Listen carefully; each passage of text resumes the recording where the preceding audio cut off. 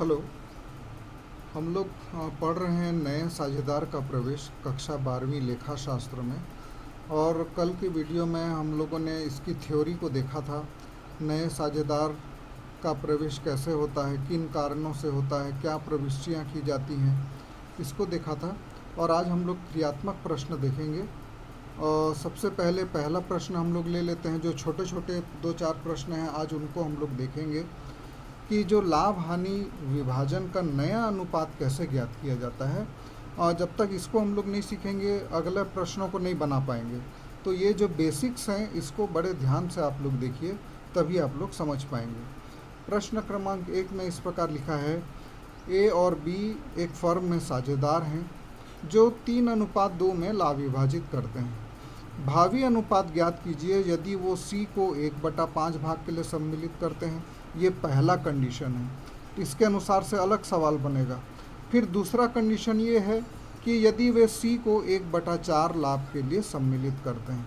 तो दोनों कंडीशन के लिए हम लोगों को अलग अलग सवाल बनाना पड़ेगा। याद रखिए, पुराना अनुपात इनका 3:2 है और वो पहले कंडीशन के अनुसार जो नया साझेदार सी है वो 1/5 भाग के लिए सम्मिलित होता है।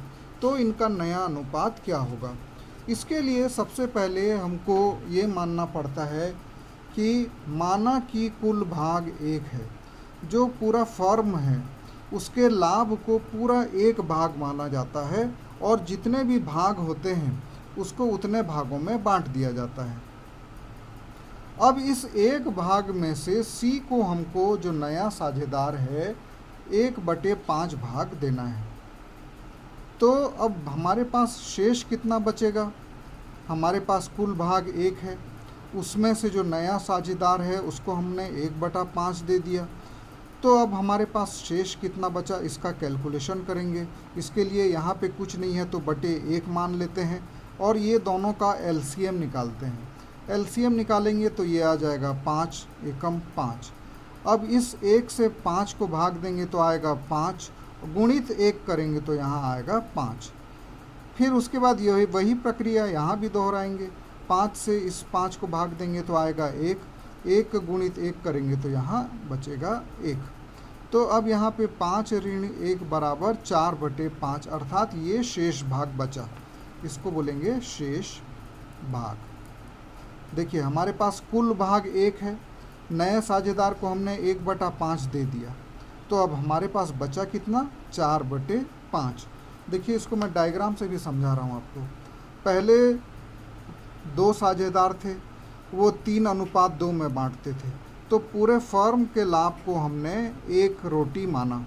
अब 1 रोटी में जो 3 रोटी था वो ए लेता था और जो बची हुई 2 रोटियां थीं वो बी को मिलती थी। अब क्या हुआ, स्थिति चेंज हो गई।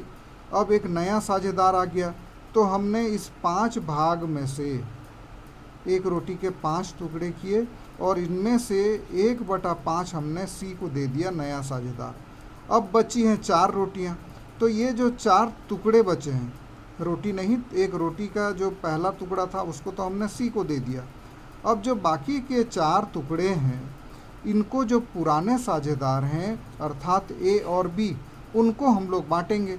कौन से अनुपात में बांटेंगे? उनके ही अनुपात में बांटेंगे जैसे पहले वो रोटी खाते थे, अर्थात 3:2 में। तो अब हमारे पास बचा है 4 और बटे 5। इसको ए और बी 3:2 में बांटेंगे। तो अब ये देखते हैं कि ए को कितना भाग मिलेगा। 4/5 भाग शेष बचा है, इसमें से ए को मिलेगा 3/5 क्योंकि उसका हिस्सा है 3/5। यहाँ पे मैं लिख दे रहा हूँ, ए का हिस्सा है 3/5 अर्थात 5 भाग हैं, कुल 5 भाग हैं। 5 भाग में से 3 भाग जो है वो ए का है और 5 भाग में से 2 भाग जो है वो बी का है। तो अब यहाँ जो शेष रोटी बची है 4/5, इसका 3/5 भाग ए को मिलेगा, अर्थात इसको गुणा कर देंगे तो 12/25 और 5 पंचे 25, तो 12/25 भाग ए को मिलेगा। बी को कितना मिलेगा?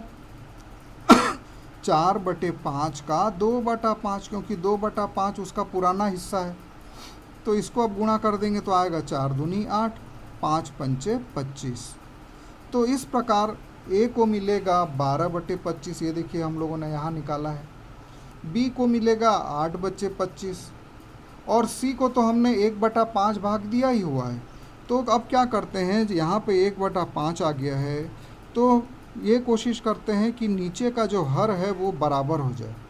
तो हर को बराबर करने के लिए इसमें क्या करेंगे हम लोग, 5/5 से गुणा करेंगे ताकि संख्या में कोई प्रभाव न पड़े। तो 5/5 से गुणा करने पर क्या आएगा, ये उत्तर आ जाएगा 5/25। अब तीनों हर चूँकि बराबर हो गए हैं इसलिए तीनों को काट देंगे और जो नया अनुपात बचेगा वो है 12:8:5। तो ये इनका नया अनुपात हो जाएगा।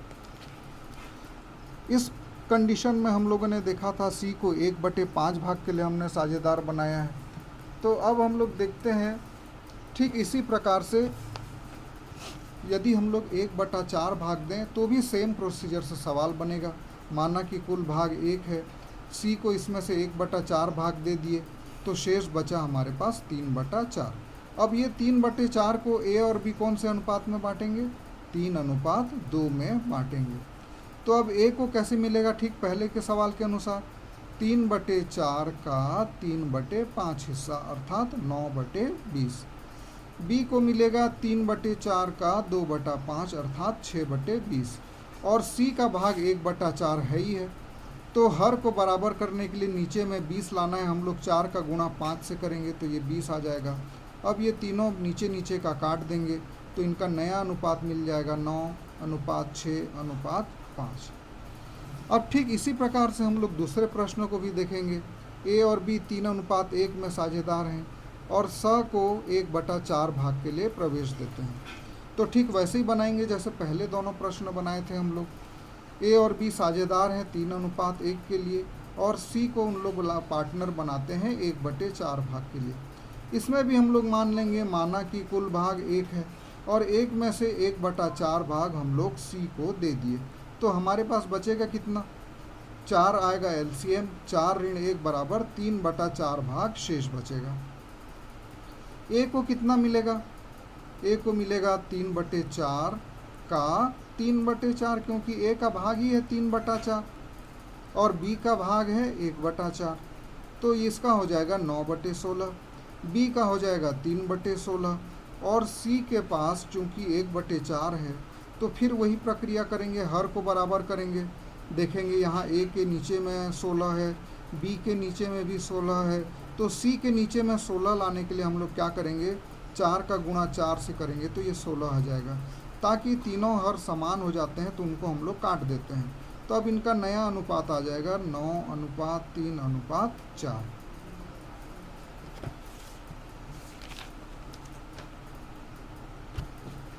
उसके बाद प्रश्न क्रमांक 6 को हम लोग देख लेते हैं। बाकी जो 3, 4, 5 प्रश्न है उसको आप लोग बना लीजिएगा, पहले के जैसे ही सवाल है। एक्स और वाई साझेदार हैं 5:3 में और जेड आता है 1/10 भाग के लिए और ये जो 1/10 जो है ये जेड एक्स और वाई से समान अनुपात में प्राप्त करेगा। समान अनुपात मतलब 1/2 एक्स 1/2 वाई से। तो 1/10 का 1/2 बराबर 1/20 जो है जेड एक्स से प्राप्त करेगा और 1/20 भाग वाई से प्राप्त करेगा। ये दोनों को जोड़ेंगे तो आएगा 1/10। तो अब x के पास कितना बचेगा, x के पास पहले से है 5/8 भाग और उसमें से 1/20 वो z को दे देता है तो उसके पास बचेगा 46/80। y के पास पहले था 3/8, उसमें से वो अपना 1/20 भाग z को दे देता है तो उसके पास बचेगा 26/80 भाग।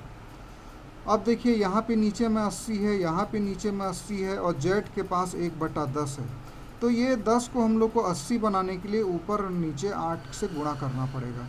तो 8 से गुणा करेंगे तो ये आएगा 8/80।